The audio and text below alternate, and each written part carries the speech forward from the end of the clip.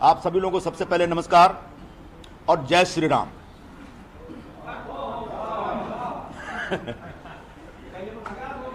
ऐसा है, इस क्षण का बहुत दिनों से आपको भी इंतजार था और मुझे भी इंतजार था। आपको पता होगा, एक हफ्ते पहले मैंने घोषणा की थी और वो घोषणा तब की थी जब महाविकास आघाड़ी की तरफ से शिवसेना ने बगैर कांग्रेस के साथ सहमति बनाए एक खिचड़ी चोर को हमारे क्षेत्र का लोकसभा का अगला उम्मीदवार घोषित किया। मैंने साफ साफ कहा था, मैं खिचड़ी चोर के लिए काम नहीं कर पाऊंगा, क्योंकि भ्रष्टाचार एक बड़ा मुद्दा है। भ्रष्टाचार के मुद्दे पे कांग्रेस पार्टी हमेशा हाई मोरल ग्राउंड लेती है। अभी जो बची कुची शिवसेना है, उसके प्रमुख परसों गए थे वहां रामलीला मैदान में और वो भाषण देते देते बोले कि भारतीय जनता पार्टी यानी भ्रष्ट जनता पार्टी।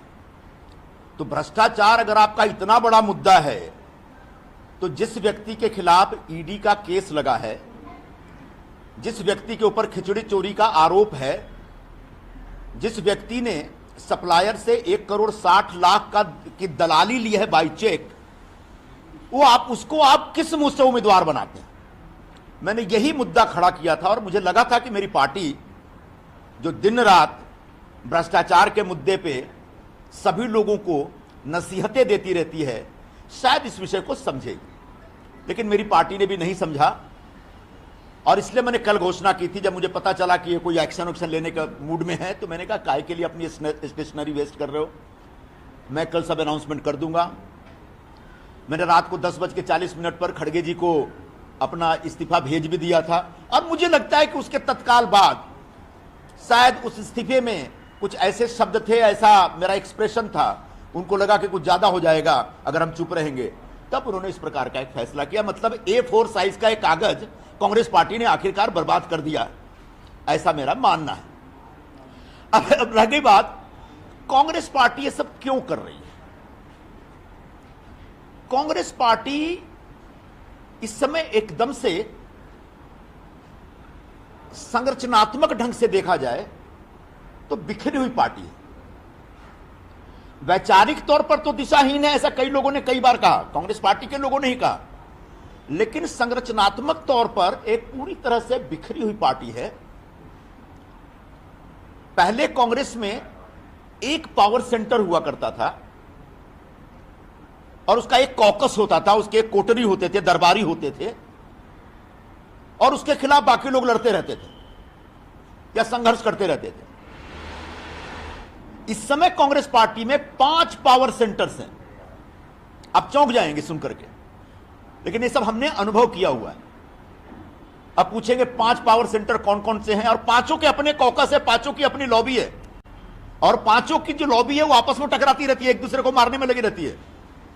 और उसमें बहुत सारे लोग, हमारे जैसे लोग जो किसी भी लॉबी का कोई बाहरी हिस्सा नहीं है, वो अक्सर तकलीफ में रहते हैं। और मैं अकेला नहीं, ऐसे लाखों लोग हैं कांग्रेस पार्टी से जुड़े। तो जो 5 पावर सेंटर है, उसमें सबसे पहले तो परमादरणीय सोनिया गांधी जी का एक पावर सेंटर है, उनके आसपास के लोग हैं। दूसरे आदरणीय राहुल गांधी जी का भी एक अपना पावर सेंटर है, उनके आसपास भी एक कोटरी है जो अपनी दुकान चलाता रहता है। फिर बहन जी की भी एक अपनी कोटरी है, वो अपने ढंग से एक्सर्ट करती रहती हैं, अपना पावर एक्सर्ट करती रहती हैं। अध्यक्ष महोदय हैं, उनका भी एक पावर सेंटर बन गया है। उनके आसपास जो लोग हैं, वहां तो ऐसे ऐसे लोग हैं जिनके पास कोई राजनीतिक अनुभव नहीं, कोई राजनीतिक आधार नहीं, अचानक उनके साथ जुड़ के वो हाईकमान बन गए और इस तरह की बातें करते, इस तरह की भाषा का इस्तेमाल करते जो मैं आपके सामने यहां प्रस्तुत नहीं कर सकता। और आखिरी एक जो पावर सेंटर है जनरल सेक्रेटरी ऑर्गेनाइजेशन का, वेणुगोपाल जी का, वो भी एक पावर सेंटर बना हुआ है भाई। वो भी अपने ढंग से अपनी राजनीति करते रहते हैं। जब हिंदी बोलते समझ में नहीं आता, अंग्रेजी बोलते समझ में नहीं आता, मलयाली हमको समझ में नहीं आता। एक ऐसा आदमी पिछले इतने वर्षों से बैठा हुआ है और संगठन लगातार गर्त में जा रहा है, संगठन लगातार बुरे खराब दौर में, खराब हाल में। तो एक कांग्रेस पार्टी में जो ये टकराव चल रहा है लॉबियों का, उसकी वजह से कांग्रेस के बाकी राज्यों में बैठे जो लीडरशिप है, जो मेरिटोरियस लोग हैं, जो योग्य लोग हैं, उन लोगों का कष्ट बढ़ता चला जा रहा है। और मैं पिछले 4-5 वर्षों में इसको बड़ी गंभीरता से मैंने महसूस किया है, लेकिन मैं धीरज रख रहा था। आखिरकार धीरज टूट गया, बांध टूटा धीरज का, और उसके बाद जो सामने आया वो सब आपके समक्ष है।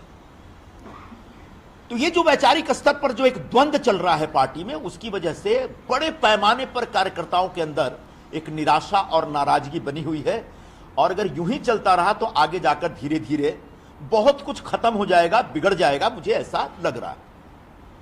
वैचारिक स्तर पर आप देख लें, मैं थोड़ा गंभीर बात कर रहा हूं, पता नहीं आप लोग इसको कितना दिखाना चाहेंगे, कितना इसमें इंटरेस्ट लेंगे। कांग्रेस ने बार बार कहा कि हम सेकुलर पार्टी हैं और सेकुलर विचारधारा के आधार पर हम काम करना चाहते हैं। सेकुलरिज्म में कोई गलत बात नहीं है। गांधी जी लेके आए थे ये सेकुलरिज्म की विचारधारा, हिंदुस्तान में बहुत पॉपुलर किए। लेकिन गांधी जी के सेकुलरिज्म में धर्म का विरोध नहीं था, वो सर्वधर्म संभावता, सभी को साथ में लेकर चलते थे। लेकिन उसको अडॉप्ट किया नेहरू जी ने, जिसको हम नेहरूवियन सेकुलरिज्म कहते हैं। और नेहरूवियन सेकुलरिज्म में सबसे पहले धर्म का ही विरोध है। वो विचारधारा चलती रही। गांधी जी ने आजादी की लड़ाई में एक लीड ली, इस देश के तमाम लोगों के बीच वो जो विचारधारा थी नस नस में चली गई। बाद में नेहरू जी ने टेक ओवर किया, लगभग 17 वर्षों तक हिंदुस्तान पर राज किया उन्होंने बतौर प्रधानमंत्री। और जो नेहरूवियन सेकुलरिज्म था वो धीरे धीरे लोगों के नसों में चला गया। तो एक भूमिका होती थी कि नहीं ये गलत है, ये सही है, धर्म का जो आग्रह है उसकी एक मर्यादा होनी चाहिए, उसकी लिमिट होनी चाहिए। लेकिन जैसे सारी विचारधाराओं का एक टाइम लिमिट होता है या उसकी एक उम्र होती है, एक उम्र के बाद वो विचारधारा मर जाती है। और उसका सबसे बड़ा उदाहरण जो है कम्युनिज्म है।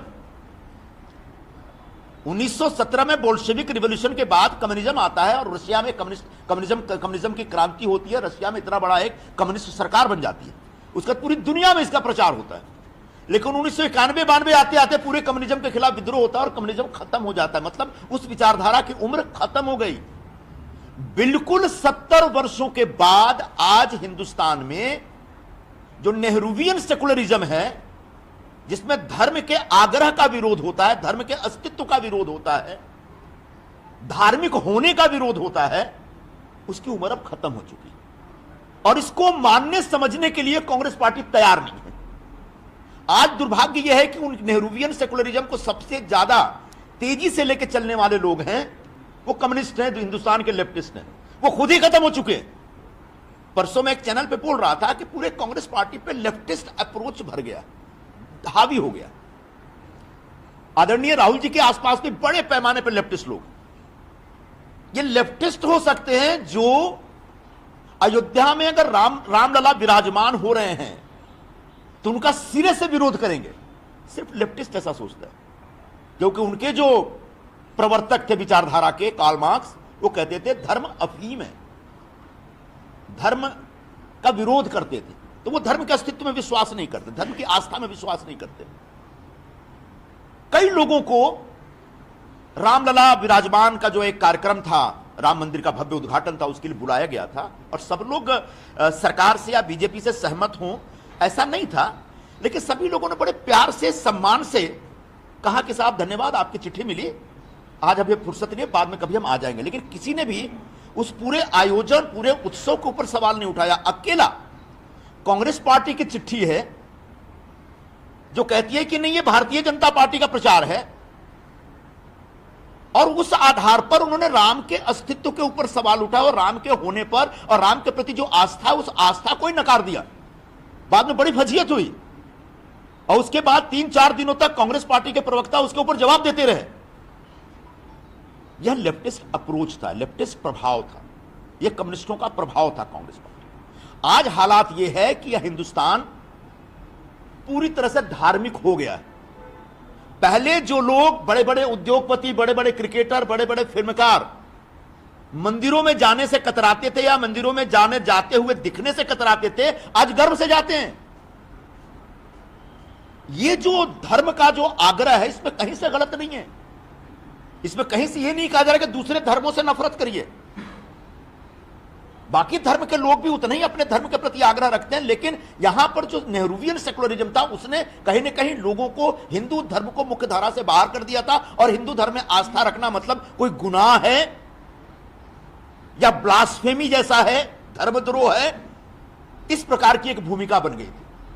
आज कांग्रेस पार्टी वैचारिक स्तर पर अगर इस खांचे में देखें तो पूरी तरह से इरिलेवेंट हो गई, इस खांचे से बाहर हो गई। इसलिए लगातार लोग टूट रहे हैं, बिखर रहे हैं या अंदर अंदर कसमसा रहे हैं। तो वैचारिक आधार पर हालत खराब है, संगठनात्मक स्तर पर पूरा बिखरा हुआ है मामला। जो मुद्दे उठाए जा रहे हैं उन मुद्दों के प्रति कोई कमिटमेंट नहीं दिखता। सुबह कुछ बयान, शाम को कुछ बयान। जो नारे हैं ऐसे नारे हैं जो उनके घर में भी एक बार से दोबारा नहीं बोला जाएगा। न्याय का हक मिलने तक कितनी बार कोई बोल सकता है, कोई नारा है, और ये नारा लेकर के हम लोग निकल गए। उसका कारण यह है कि कांग्रेस पार्टी के शीर्ष नेतृत्व में बड़े पैमाने पर ऐसे लोग बैठ गए हैं जिनका जमीन से कोई नाता नहीं रह गया। जमीन पे क्या हो रहा है इसकी समझ नहीं है, इसकी पकड़ नहीं है। आधे से ज्यादा लोग तो आउटडेटेड हो चुके हैं, स्क्रैप मटेरियल है वो। ऐसे लोगों के हाथ में कांग्रेस की कमान है, तभी संजय निरुपम जो बोल रहे हैं उसको सुनने वाला कोई नहीं है वहां पे, और उसका नतीजा कल निकला और आज आपके सामने हूं। तो ऐसी कांग्रेस पार्टी के समक्ष मैंने विषय रखा था कि साहब मुंबई, महाराष्ट्र में या कहीं पर भी अलायंस कर रहे हैं तो अपने अस्तित्व को बचाने का भी एक विशेष आग्रह रखिए। मुंबई में क्या हुआ, 6 में से 5 सीटें दे दी गई, इसका मैंने विरोध किया। यह विरोध करना कुछ गलत है? मैं कह रहा हूं कि इससे कांग्रेस पार्टी आने वाले दिनों में मुंबई में हमेशा हमेशा के लिए खत्म हो जाएगी। ये मैं सच बोल रहा हूं, और इस सच के लिए सजा ये दे रहे हैं कि आप संजय निरुपम को निकाल रहे हैं पार्टी से। अगर सच बोलना गुनाह है तो यह गुनाह मैं करने के लिए तैयार हूं, लेकिन इस सच को स्वीकार करने के लिए तैयार हो जाइए कि शिवसेना के सामने आपने पूरी तरह से सरेंडर कर दिया है। मुझे यह भी पता है कि जब मैंने खिचड़ी चोर का मुद्दा शुरू किया और शिवसेना पर जोरदार हमला किया, तो जो बची खुची सेना के प्रमुख हैं उन्होंने जोरदार दबाव डाला दिल्ली में कि अब तो संजय निरुपम को निकालिए आप। दूसरी पार्टी के नेताओं के कहने पर आप अपनी पार्टी के नेताओं को निकाल रहे हैं। ऐसे कांग्रेस पार्टी चलेगी और बचेगी आने वाले दिनों में? यह एक बड़ा प्रश्न है और जिसका जवाब मेरे पास है, आगे भविष्य नहीं है। मेरे पास सुबह से कई लोगों के फोन आ रहे हैं, मैसेज भी पड़े हैं, साहब थोड़ा शांत रहिएगा, 2-4 महीने में सब ठीक हो जाएगा, कांग्रेस पार्टी का भविष्य है। और मैं कह रहा हूं कांग्रेस पार्टी का अब कोई भविष्य नहीं। कांग्रेस पार्टी अब इतिहास जमा हो चुकी है। कांग्रेस पार्टी में कुछ कुछ पॉकेट्स रहेंगे, जैसे ब्रिटेन में जाएंगे तो लिबडेम पार्टी है, एक लिबरल डेमोक्रेटिक पार्टी है, उसके भी 2-4 एमपी चुन के आते रहते हैं। यहां पर भी कम्युनिस्टों के कुछ एमपी चुन के आते रहते हैं, वैसे ही 2-4, 5, 10, 12, 25, 50 ऐसे एमपी चुन के आते रहेंगे। लेकिन अब कांग्रेस पार्टी हिंदुस्तान की राजनीति की मुख्य धारा की पार्टी नहीं रही। उनके आचरण से, उनके कर्मों से, उनके एक्शन से, उनके कदमों से यह बात स्थापित होता है। सिर्फ मैं निकाला गया हूं इसलिए मैं बोल रहा हूं, ऐसा नहीं है। जिस तरह से पार्टी के अंदर कार्यकर्ताओं का, नेताओं का एक भयंकर असंतोष है उनके अंदर, क्षोभ है उनके अंदर, उसकी वजह से यह कांग्रेस पार्टी को अला भीखपन घालत नहीं, मतलब हम इसको भीख भी नहीं देते, इसको जाना है जाओ, वी डोंट केयर। कहां से लाते हैं इतना अहंकार है लोग? कुछ पता है आने वाले 4 जून को जो फैसला होगा तो क्या होगा? नीचे की जमीन पूरी खत्म हो गई है। दुष्यंत कुमार लिखे थे कि नीचे जमीन नहीं और उनको यकीन नहीं है। तो ऐसे अहंकारी लोगों की पार्टी जिनका सब कुछ लुट पिट गया है, वो हाल है कांग्रेस पार्टी का। अब अलायंस हुआ, शिवसेना कितनी बिखरी हुई है, टूटी फूटी पार्टी है, साफ दिख रहा है। शरद पवार जी की पार्टी का भी हाल दिख रहा है, कांग्रेस का हाल मैंने बता दिया। तो 3 लॉस मेकिंग यूनिट का मर्जर हुआ है। अब जो loss making units, loss making कंपनियों का मर्जर होता है तो उसके बाद जो कंपनी बनती है वो भी लॉस मेकिंग होती है। पहले BIFR में होते थे, अब NCLT में जा रहे हैं। किसी ने मुझे पूछा कि ये शरद पवार की पार्टी क्या? मैंने भूषण स्टील है। शिवसेना क्या है? वो सेंट्रल मुंबई का जो बंद पड़ा टेक्सटाइल मिल है, मिल की बिल्डिंग खंडहर के तौर पे पड़ी है, मिल के नीचे पुराने मशीन भी पड़े हैं, बेचारे कपड़ा मिल के मजदूर भी है, लेकिन प्रोडक्शन नहीं है कुछ भी। कांग्रेस पार्टी का हाल क्या है? बिहार के चीनी मिल की तरह है, गौरवपूर्ण अतीत है। बिहार में जाएंगे, छपरा में जाएंगे, सारण में जाएंगे, सोनपुर में जाएंगे, लोग बोलेंगे कि जबरदस्त यहां पे ये शुगर मिल हुआ करता था, बड़ी बड़ी बिल्डिंगें हैं, खंडहर हो चुका है। तो एक खंडहर हो चुकी पार्टी, एक खंडहर हो चुका मिल, बंद पड़ा हुआ टेक्सटाइल मिल, और भूषण स्टील की तरह एनसीएलटी में बिका हुआ एक तीसरी पार्टी। तो ऐसी तीन पार्टियों के सम्मेलन की वजह से, और तीन पार्टियों की हालत क्या होता है जब एक कंपनी जब बंद होती है ना, तो छीना झपटी चलती है, जिसको जो मिलता है वही बेच के उसको मोनेटाइज करता रहता है। जब एक कंपनी जब बंद होने सिक हो जाती है, तो उसमें से कोई पार्ट बेचता है, कोई जमीन बेचता है, बिल्कुल उस तरह के हालात हैं। और ऐसे में एमवीए एक बहुत ही कमजोर ऑर्गेनाइजेशन है इस समय यहां पे, क्योंकि उनके पास सही फैसला लेने का कोई भी समझने कोई भी जानकारी नहीं। अब आखिर में मैं आपसे यही कहना चाहूंगा, जो आपके मन में एक सवाल उठता होगा कि आगे क्या। अभी खरवास का महीना चल रहा है, कुछ मत पूछिए, अभी कोई शुभ नहीं होने वाला। 9 तारीख से नवरात्रि शुरू होगी, तो जो होना होगा करेंगे। और इतना आपको बता देता हूं कि चुनाव लड़ूंगा और इस बार जीतूंगा, और यहीं से लड़ूंगा, यहीं से जीतूंगा, यह समझ लीजिए। और जो लोग ये समझ रहे होंगे कि अब संजय निरुपम की ओबिचुरी लिख दी जाए, उनको 4 जून को बड़ी भारी निराशा हो सकती है। मैं आज ही उनको सावधान कर देना चाहता हूं। रह गई बात हमारे बहुत सारे कार्यकर्ताओं को, क्योंकि बहुत दिनों से हल्ला है कि संजय निरुपम नाराज हैं, आ सकते जा सकते, छोड़ सकते जा। तो पार्टी के जो ऐसा नेतृत्व जिसमें जंग लग चुका है, जो घर से बाहर नहीं निकलता, लोगों के बीच नहीं जाता, ऐसे जंग लगे हुए नेताओं ने हमारे कार्यकर्ताओं पे, नेताओं पे जिले में दबाव डाला, तुम जाओ मत, ये करो वो करो, तुम्हारा बहुत उज्जवल भविष्य है। सबने पलट के पूछा कि भाई जब संजय निरुपम का ही भविष्य नहीं है तो हमारा क्या भविष्य हो गया। फिर भी मैं आज अपने सभी साथियों को कहना चाहूंगा, मैंने कई लोगों से पूछा, कई लोग आना चाहते हैं, कई लोग नहीं आना चाहते हैं, कोई दिक्कत नहीं है। आगे की भूमिका जब तय होगी तो सब आएंगे, लेकिन अभी जिसको जहां रहने का मौका है वहीं पर रहे, और जिसको आना है आए। लेकिन किसी भी कार्यकर्ता, किसी भी नेता पर मेरा कोई दबाव नहीं, कोई प्रेशर नहीं है, ये मैं स्पष्ट कर देना चाहता हूं। अब आप लोग बता सकते हैं। संजय जी, जिस तरीके से लगातार कांग्रेस के लोग कल से ये बयान दे रहे हैं, नाना टोले या दूसरे लोग, कि आप अनुशासनहीनता कर रहे हैं, पार्टी के फैसले का विरोध कर रहे हैं, इसलिए आपको कल शाम को निकाला गया और कहा गया पहले निकाला गया। तरीके से वंचित बहुजन अघाड़ी के साथ खिलवाड़ किया गया, उसमें कहीं से लगता है कि पार्टी के बचाने का प्रोग्राम था। ये सब पार्टी के अंदर बैठे हुए विभीषण है, और कब लंका जला के भागेंगे इसकी गारंटी नहीं दी जा सकती है। तो ऐसे विभीषणों की चिंता हमको नहीं है। संजय जी, एक सवाल ये है, आपने कहा खरवास से कहां जाऊंगा मत पूछो, लेकिन आपने कहा चुनाव लड़ूंगा, इतना तो बता सकते हैं किसी पार्टी से लड़ेंगे या फिर इंडिपेंडेंट लड़ेंगे? वो अभी बता देंगे आपको। इंडिपेंडेंट चांद नहीं लड़ेंगे, इतना चिंता मत करिए।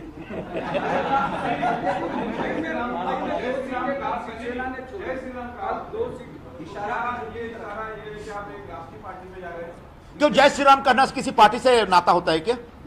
भगवान राम हिंदुस्तान के प्राण हैं।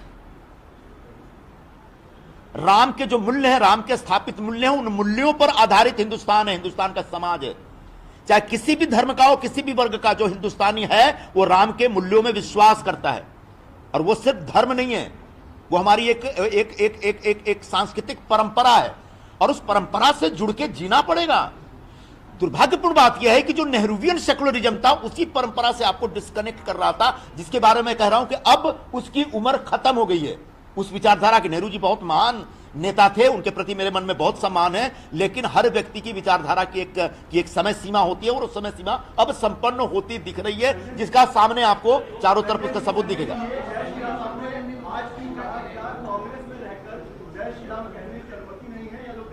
हाँ, अगर ये बात, बड़ा अच्छा सवाल किया आपने। जब मैं मुंबई का अध्यक्ष था तो मैंने तय किया कि मुंबई कांग्रेस में सत्यनारायण भगवान की कथा कराऊंगा। गलत क्या है भाई इसमें? तो हमारे एक दो साथियों ने बोला मत करिए साहब। क्यों? कि तमिलनाडु का कोई अध्यक्ष बना था, उसने कोई ऐसी पूजा वूजा कराई थी, तो उसके खिलाफ पार्टी ने एक्शन ले लिया था। बाप रे, बड़ा खतरनाक है। फिर मैं जिद पे अड़ा और आखिरकार कथा मैंने कराई। तो एक आग्रह होता है। और मैं यही कहना चाहूंगा, सेकुलरिज्म का मतलब अपने धर्म से टूटना नहीं हो सकता। धर्म से विमुख होकर के कोई व्यक्ति नहीं जीत सकता। हर व्यक्ति बुनियादी तौर पर धार्मिक है, चाहे मुस्लिम हो या क्रिश्चियन हो या जू हो। सबके अपने अपने धर्म है, सबके अपने अपने देवता है, लेकिन यहां अपने धर्म से और देवताओं से विमुख होकर जीना चाहिए। ये जो सेकुलरिज्म सिखलाता है, अब उसकी उम्र खत्म हो गई। अब ऐसे बहुत सारे ऐसे बहुत सारे पुराने बयानों को आप लेके आएंगे और थोड़ी बहुत बदमाशी करने की कोशिश करेंगे, तो आज ऐसी बदमाशी न करें, मेरा आप सबसे आग्रह है।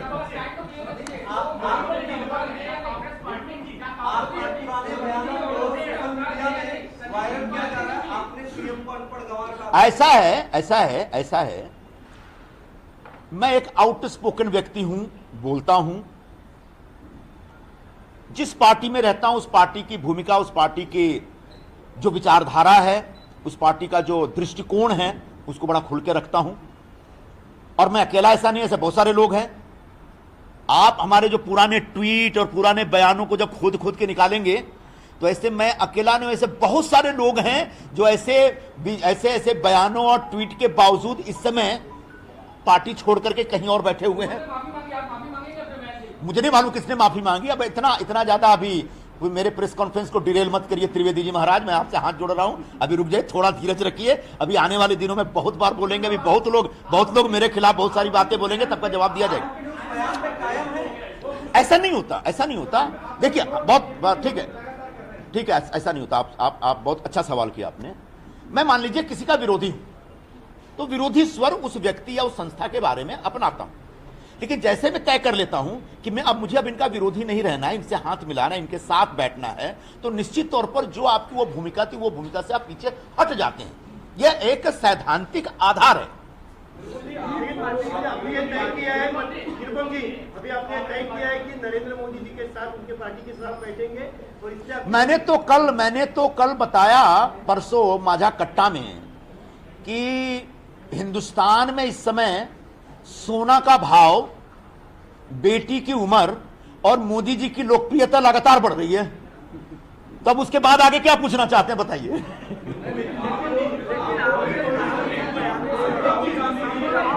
एक बार में एक व्यक्ति बोले, मैं हर सवाल का जवाब देने के लिए तैयार। सीधे तौर पर ट्वीट किया है कि कांग्रेस का कचरा कांग्रेस ने फेंक दिया है, इस तरह का क्या पार्टी को ये जनाब मेरे बहुत पुराने मित्र हैं, आप चिंता मत करिए, उनसे मिलकर के मैं करूंगा। आज किया है, हाँ, मेरे पुराने इस कचरे को अपने कुछ लोग इस तरह की बातें करेंगे, और करना भी चाहिए। जनतंत्र है, जनतंत्र में सबको अपनी अपनी बात कहने का हक है। आगे जाकर के कैसे सामंजस्य स्थापित करना है, थोड़ा हम पर छोड़ दीजिए।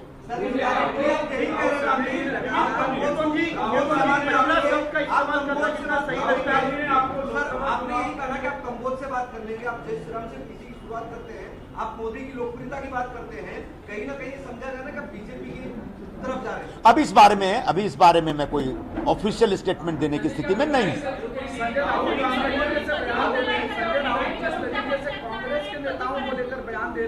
अर्थात एक मिनट मराठी शुरू करूं।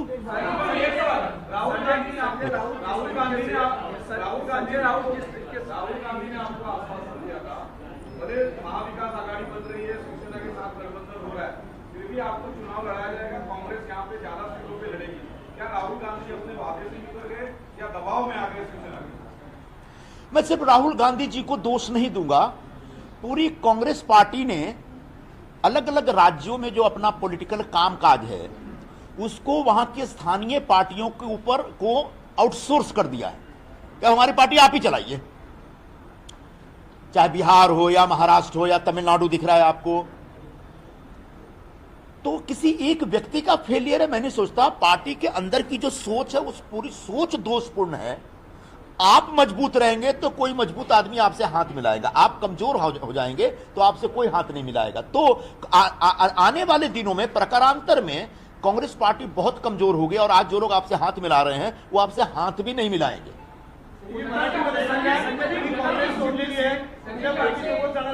एक मिनट मराठी में येतो ना, मराठी में। अब तक महायुति ने कोई भी उम्मीदवार खड़ा नहीं किया है, और ये सीट चूंकि अलायंस में शिंदे ग्रुप के पास आई है, तो क्या ये माना जाए कि भविष्य में आपका नया ठिकाना शिवसेना ये हम 9 तारीख के बाद, नवरात्रि शुरू होने के बाद आपको बताएंगे कि अगला ठिकाना क्या है। संजय जी, आपने रिजाइन कर दिया, वही सवाल अलग तरीके से पूछना चाहता हूँ। रिजाइन कर दिया है, नोटिस पीरियड अभी है नहीं, ज्वाइनिंग आपकी नवरात्रि में शुभ मुहूर्त में हो जाएगी, ऑफर लेटर किसका बीजेपी का एक्सेप्ट कर लिया? मैं बहुत अच्छा सवाल किया आपने। ये जो कॉर्पोरेट लैंग्वेज में बोला जाता है ना कि before leaving a company you should have appointment letter of another company, मेरे पास ऐसा कोई सीन नहीं है। सर पिछले 2 दिनों के अंतराल में, पिछले 2 दिनों के अंतराल में क्या मुख्यमंत्री शिंदे जी से आपकी कोई मुलाकात हुई है और कोई आश्वासन मिला है? ऐसा कोई, मैं अभी इस पर कुछ नहीं बोलूंगा।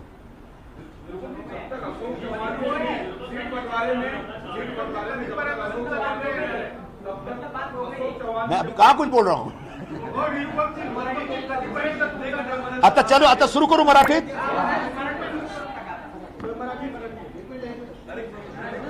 गेला आठवडा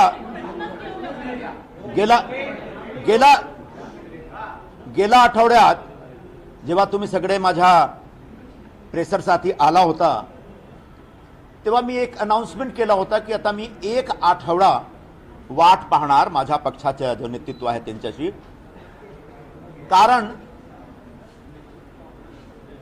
महाविकास आघाडीतर्फे शिवसेनाने परस्पर बोलून शिवाय जो उमेदवार दिलेला आहे तो खिचडी चोर आहे। तो स्वतः तो खिचडी चोर आहे, पण ते पक्षाचे जो अंतरराष्ट्रीय प्रवक्ते आहे उनके फॅमिली, त्यांच्या कुटुंबात पण खिचडी चोर आहेत। तो असा खिचडी चोर आणि भ्रष्टाचारी आणि ज्यांच्या विरोधात ईडीची स्कॅम, ईडीची प्रोब चालू आहे, चौकशी चालू आहे, त्यांच्यासाठी मी प्रचार नाही करणार। एक तो भ्रष्टाचारी आणि दुसरा मी स्वतः इकडचे उमेदवार 2019 मध्ये पडल्यानंतर मी या विभागात अनवरत 5 वर्षापासून काम करत आहे। पक्षाने मला पण सांगितलं होतं कि हम आपको एआईसीसी में नहीं ले रहे क्योंकि आपको लोकसभा लड़ना है। कधी याच्यावर वाद उठेल तो मैं नाव पण सांगणार आणि मोठा नेता कोणी काय बोलला मला मी सांगू शकतो, पण माझी तयारी होती लोकसभा निवडणूक लढण्याची आणि आमचे पक्षाचे लोकांनी जो सीट वाटपसाठी जो वाटाघाटी होत होतो त्या प्रक्रियामध्ये बसून जाणून बुझून माझा सीट त्यांनी गमावला आणि ही सीट एक भ्रष्टाचारीला दिला। माझा याचा विरोध होता। मला असं वाटत होता की पक्षाचं नेतृत्व माझ्याशी संपर्क करेल। काल परवा फोन होता, एकाचा मिस्ड कॉल होता, दुसऱ्याने सांगितलं अभी नेक्स्ट वीक तक कुछ मत करो आप।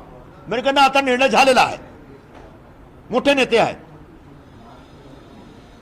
महाराष्ट्राचे जो प्रमुख आहेत त्यांनी काय बोलला की मी निरुपमला भीक पण घालत नाही। तुम्ही महाराष्ट्राचे प्रमुख आहात आणि एवढा अहंकार, ओसाळलेली गावाची पाटीलकी चालवता तुम्ही। तुमचा गाव संपलेला आहे तरी तुम्ही पाटील, आम्ही प्रधान, आम्ही सरपंच, आणि जेव्हा सर्व सब कुछ तुमचा एक लुटलेला आहे तेव्हा तुम्ही एवढा अहंकार घेऊन का बोलता, कसं बोलता? माझ्या मनात हा प्रश्न आहे। कालच मी असा एक निर्धार केला की आता सोडण्याचा वेळ आलेला आहे आणि जेव्हा मी सोडण्याची तयारी करत होतो मला असं लोकांनी सांगितलं की ते तुमच्या विरोधात ते ऍक्शन घेणार। मी सांगितलं बाबा कशाला तुम्ही तुमच्या स्टेशनरी नष्ट करता तुम्ही। आज A4चा एक पेज त्यांनी बर्बाद केला माझ्यावर। मी सांगितलं की मी उद्या निर्णय घेणार।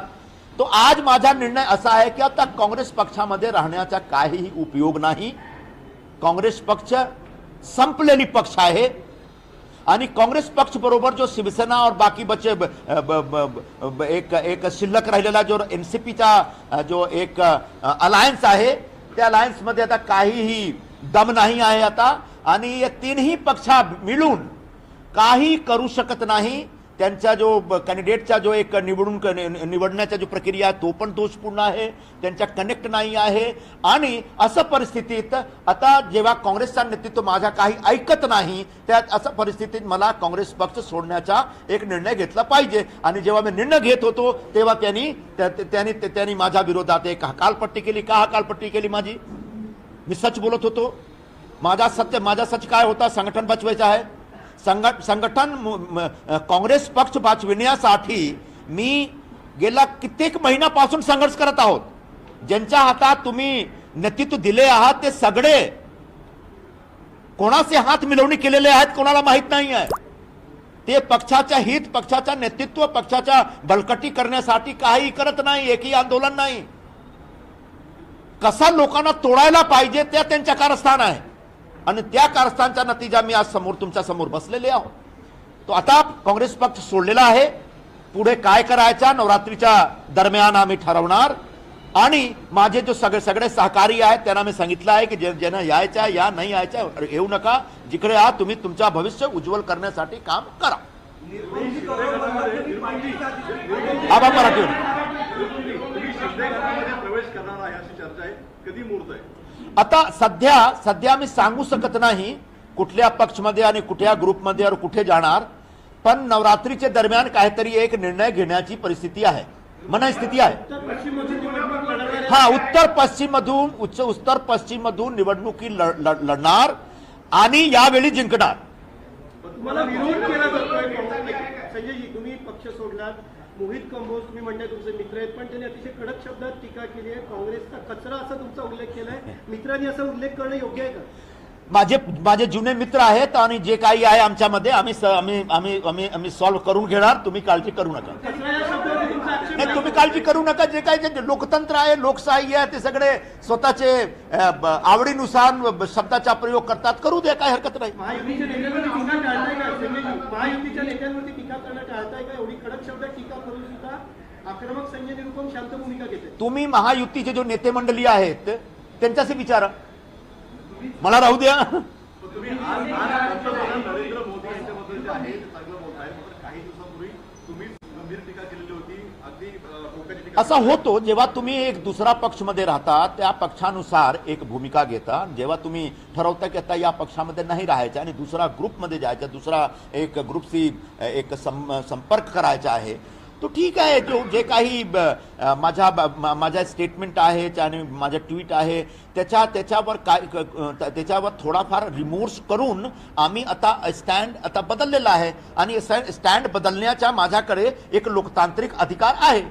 चुकीचं आहे की याच्यामध्ये प्रत्येक व्यक्तीला एक या देशाचे घटनाने जो परमपूज्य बाबासाहेब आंबेडकरने जो घटना दिली आम्हाला, त्यांनी अधिकार दिलेला आहे की तुम्ही ठरवा तुमचा विचार काय असेल, तुम्ही ठरवा तुमचा पक्ष काय असेल, तुम्ही ठरवा तुम्हाला कुठे जायचं आहे.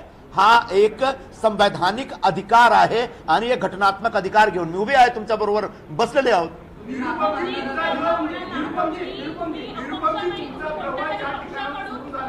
एक मिनिट थांब.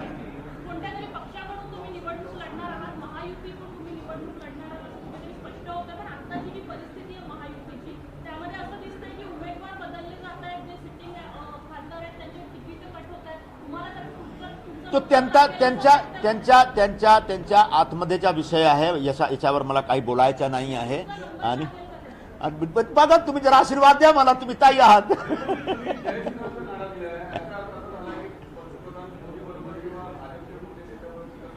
नाही, जय श्रीराम बोलणं म्हणजे पार्टी पॉलिटिक्स नाही आहे. भगवान राम भारताचे प्राण आहेत. त्यांनी जो मूल्य स्थापित केला, त्यांच्या मूल्याच्या आधारावर या देशामध्ये 5000 वर्षापासून एक परंपरा चालू आहे. त्या परंपराचा सन्मान केला पाहिजे, त्या परंपराच्या विरोधात नाही जायला पाहिजे. हा माझी भूमिका आहे. अशोक चव्हाणांसोबत परत चहा प्यायला भेटण्याचं काही बोलणं झालंय का? अशोक चव्हाणांसोबत परत चहा प्यायला भेटणार आहेत का? एक तुम्हाला रुग्ण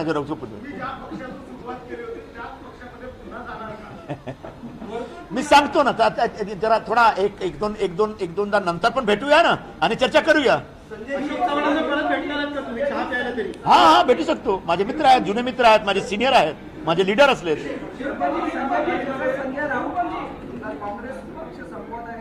हा, तुम्ही मी बोललो की जो आंतरराष्ट्रीय प्रवक्ते आहेत त्यांनी सर्वप्रथम त्यांनी स्वतःच्या पक्षाला संपवला, नंतर राष्ट्रवादी काँग्रेसला संपवला.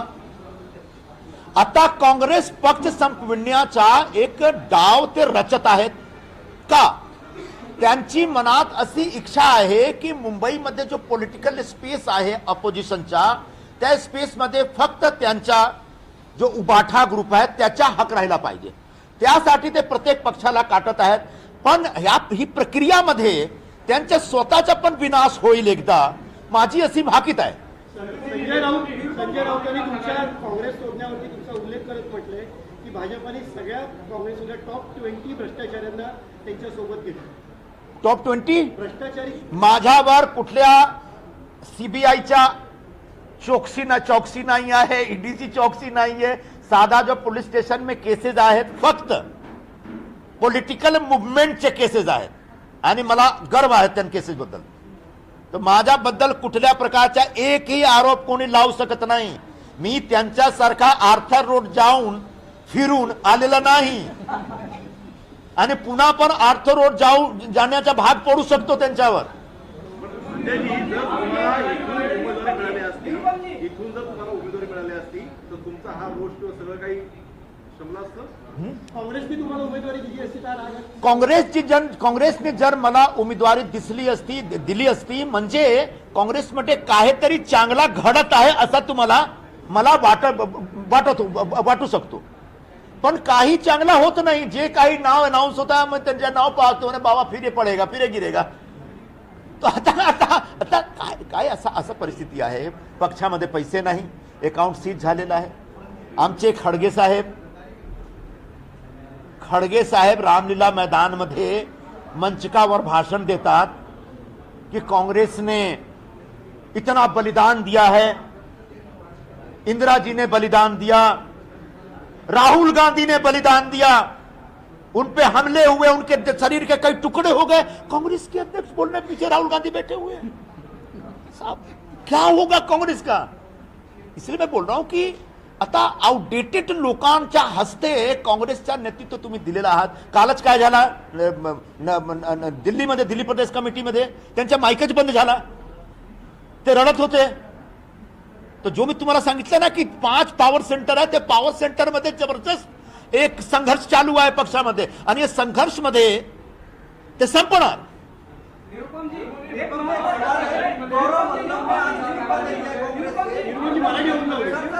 हे रुक जरा मराठी हो जरा. सेक्युलरिझमवरती टीका करताय, पण ज्यावेळेस तुम्ही शिवसेनेमधून ज्यावेळेस काँग्रेसमध्ये गेला होता त्यावेळेस सुद्धा सेक्युलरिझम होता. आता त्यावरती टीका करता, हा टीका करण्याचा नैतिक अधिकार तुम्हाला आहे का? ज्यावेळी मी काँग्रेसमध्ये गेलो होतो ना त्यावेळी माझी प्रेस कॉन्फरन्स मध्ये मी काय बोललो होतो तुम्ही शोधून घ्या, तुम्हाला ऐकेल, तुम्हाला समजेल. त्यावेळी पण असाच एक प्रेस कॉन्फ्रेंस होती. निरुपम जी, एक सवाल गौरव वल्लभ ने भी आज इस्तीफा दे दिया. उन्होंने कहा कि कांग्रेस पार्टी दिशाहीन हो गई है, वहां पर सनातन विरोधी नारे लगाए जाते हैं. ऐसी पार्टी जो वेल्थ क्रिएटर को गाली दे, उस पार्टी में उन्हें नहीं रहना है. आपके पुराने सहयोगी हैं, बिल्कुल वल्लभ जी का यह बयान सही है और यही बात मैं कह रहा हूं एक दूसरे शब्दों में, दूसरी भाषा में, क्योंकि ये पार्टी के अंदर बहुत सारे कार्यकर्ताओं नेताओं के अंदर ये भूमिका आ गई है, ये विचार बन गया है जिसको समझने मानने के लिए पार्टी का जो शीर्ष नेतृत्व है जो इस समय संचालन कर रहे हैं वो तैयार ही नहीं है. उनको एक्सेप्ट करना चाहिए. बाबा समय बदल गया है. 1947 नहीं है ये, 1960 नहीं है, 1990 नहीं है, ये 2024 है. पूरा एक जेनजी जनरेशन तैयार है जिसके अपने आग्रह हैं, अपने सरोकार हैं. पूरी एक नई जनरेशन है, पूरी नई सोच है, उसको अडॉप्ट करना पड़ेगा. और समय के साथ जो नहीं बदलता वो खड्डे में गिर जाता है. बहुत पुरानी कहावत है. बहुत धन्यवाद. एक और बयान कंगना रावत की तरफ से आया है. वो कह रही है कि मोदी जी जो है वो भगवान विष्णु के अंश हैं. क्या आपको कैसा लगता है? अभी जरा नवरात्रि आने दीजिए फिर बताएंगे. संजय